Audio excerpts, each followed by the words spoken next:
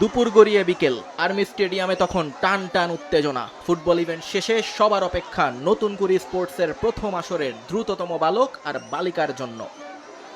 শুরুতেই বালিকা পর্ব, একে একে রেস পয়েন্টে হাজির হন সবাই। এরপর বাঁশি বাজতেই ভোঁ দৌড়। 100 মিটার রেসে প্রাণপণ ছুটে ফিনিশিং লাইন টাচ করেন ঢাকা অঞ্চলের মারিয়া। তার সঙ্গে বাকি দুজনও ছিলেন খুব কাছাকাছি, কিন্তু চুলচেরা বিশ্লেষণ শেষে দেখা যায় নতুন কুড়ির নতুন রানী মারিয়া।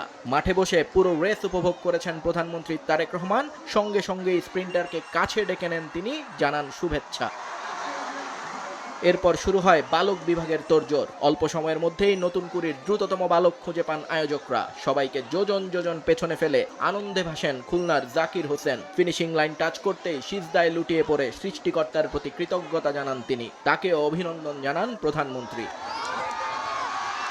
এর আগে ফুটবল ম্যাচ চলাকালীন আর্মি স্টেডিয়ামে আসেন প্রধানমন্ত্রী তারেক রহমান। সঙ্গে ছিলেন যুব ও ক্রীড়া প্রতিমন্ত্রী আমিনুল হক সহ মন্ত্রী পরিষদের সদস্যরা। এ সময় গ্যালারিতে থাকা শিক্ষার্থীদের সঙ্গে হাত মেলান সরকার প্রধান। তারেক রহমানকে এত কাছে পেয়ে উচ্ছ্বাসে ফেটে পড়ে শিক্ষার্থীরা। পরে মাঠে বসে বালিকা ফুটবলের ফাইনাল ম্যাচ উপভোগ করেন তিনি। সেখানে রাজশাহীর বিপক্ষে 4-0 গোলের দাপুটে জয় তুলে শিরোপা জেতে রংপুর নারী দল।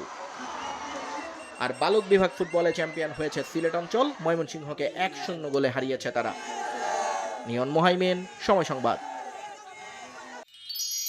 এক মিষ্টি সকাল, কানে কানে কিছু গুনগুনিয়ে বলে যায়, কাছে আয় ভেসে যায় হাজার ফুলের ঠিকানায়, ছুঁয়ে দিয়ে ডুবে যায় সুগন্ধে শেষে মানায়। তিব্বত লাক্সারি সো, বাংলাদেশের রূপ।